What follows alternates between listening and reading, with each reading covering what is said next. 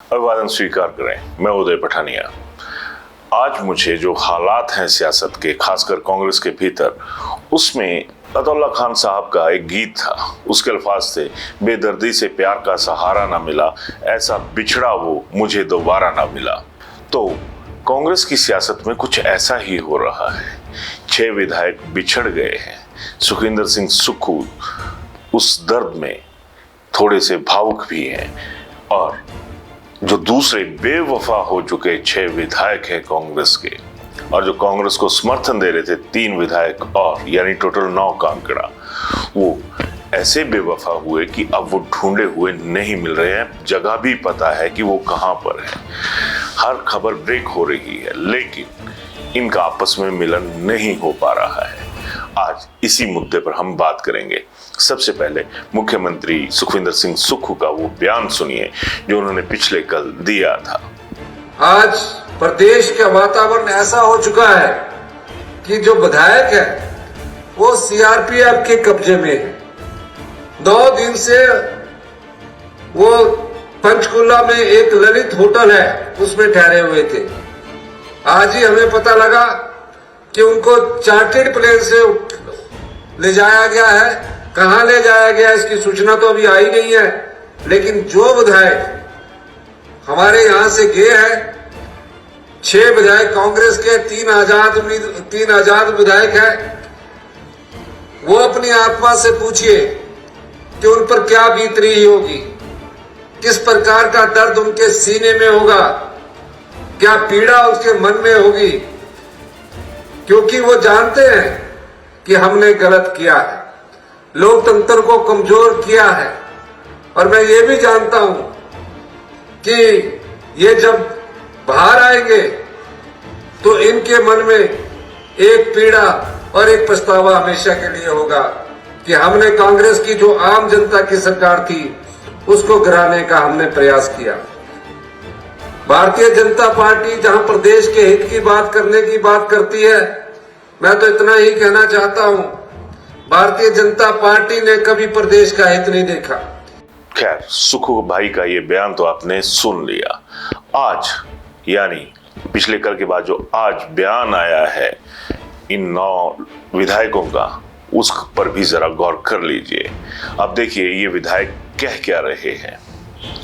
इस खत में, जिसे एक तरह से पलटवार कहा जा सकता है, वो कुछ अलग अलग तरह के प्रहारों से लबरेज है। अलग अलग तरह के पलटवार 9 विधायकों ने किए हैं।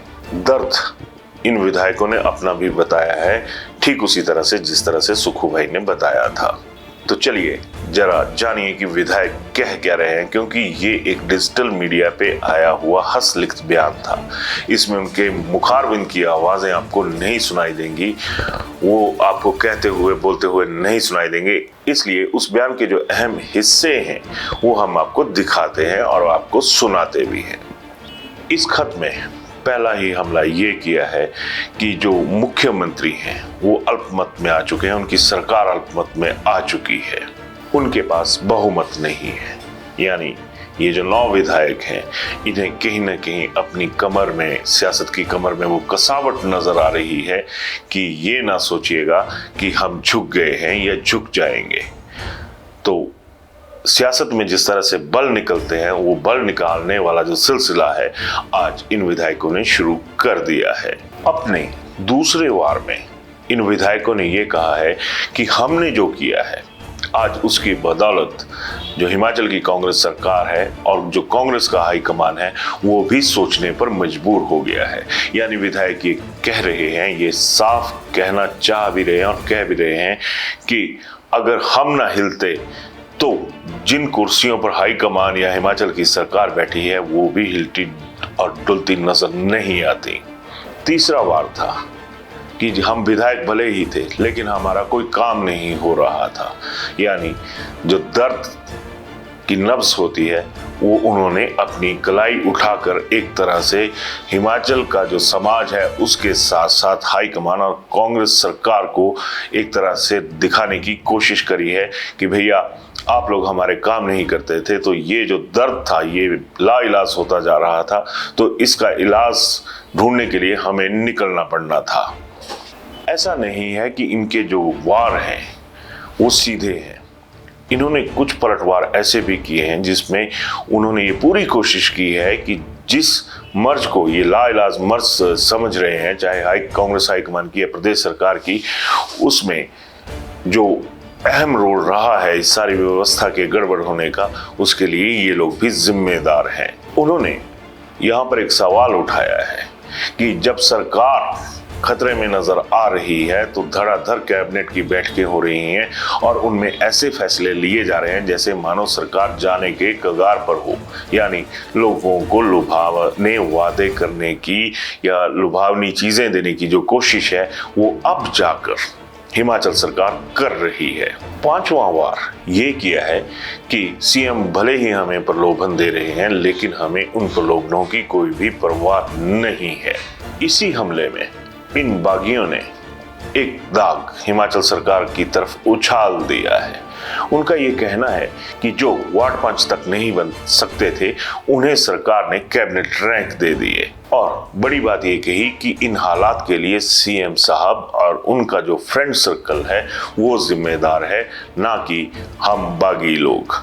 यानी एक किनारा सा कर लिया, क्योंकि मुख्यमंत्री सुखविंदर सिंह सुक्खू इन लोगों को हालिया दौर तक जिस तरह से समझाने बुझाने की कोशिश कर रहे हैं, ये लोग उसी मुद्दे पर अपना जो पलटवार है वो बिना कोई पल गंवाए कर दे रहे हैं।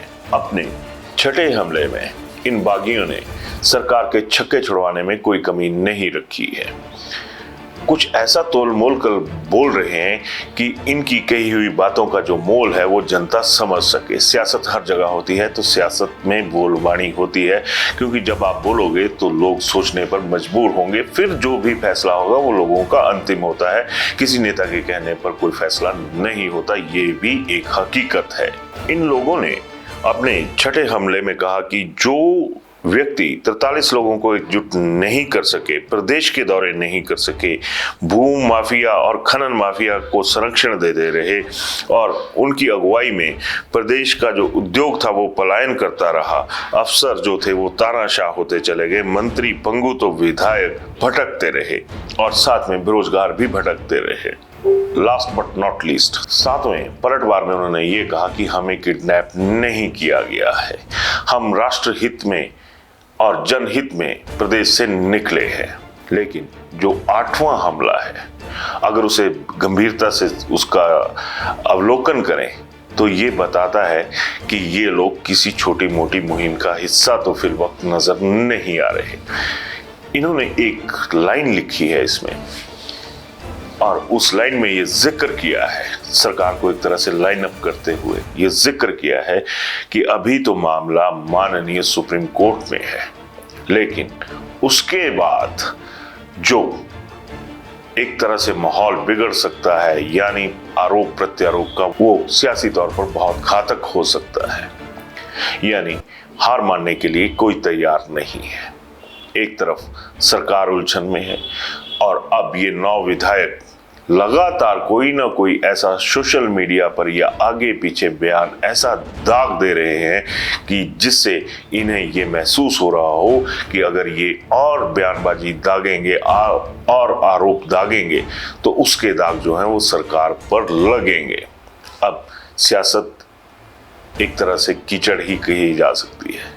कीचड़ में पत्थर मारेंगे तो कीचड़ के छींटे कहीं ना कहीं तो गिरेंगे ही। लेकिन इस सब में ये अहम सवाल बन जाता है कि क्या ये जो माहौल बना हुआ है ये हिमाचल में पहली बार हो रहा है, तो इसके लिए जिम्मेदार कौन है? ये 9 बागी विधायक या फिर वो व्यवस्था जिस पर ये आरोप लग रहे हैं कि उन्होंने एक लीडरशिप की जो क्वालिटी होती है उसका अनुसरण नहीं किया। लेकिन इस बीच जनता कहां पर है, सारी चीजें कहां पर है? क्योंकि मौजूदा दौर में तो यही सारी चीजें चली हुई हैं कि जो अपनी सियासत की सिचुएशन है उसको हैंडल किया जाए। आम आदमी की सिचुएशन यहां पर क्या है? अपनी राय जरूर दीजिएगा। धन्यवाद। शिमला होटल, घर के बाहर घर जैसा अपनापन।